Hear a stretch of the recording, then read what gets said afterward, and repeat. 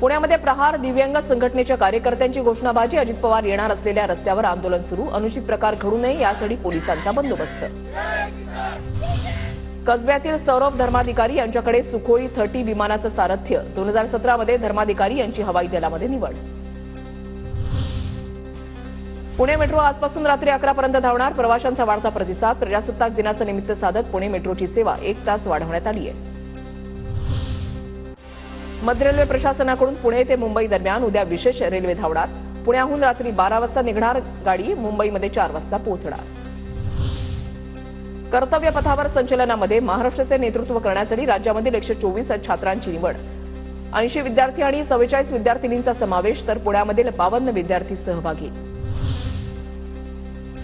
दिल्लीमध्ये होणाऱ्या मराठी साहित्य संमेलनासाठी मोफत रेल्वे गाड्या सोडा, मनसेची मागणी। तर रेल्वे मंत्रालयानं 3 पट दर आकारून रेल्वे गाड्या सोडल्यानं मनसेकडून टीका। दिल्लीमध्ये 21 ते 23 फेब्रुवारी दरम्यान संमेलन। जीबीएस ग्रस्त गावांना जलशुद्धीकरण केंद्रातून शुद्ध केलेल्या पाण्याचा पुरवठा करणं सध्या शक्य नसल्याचं स्पष्ट।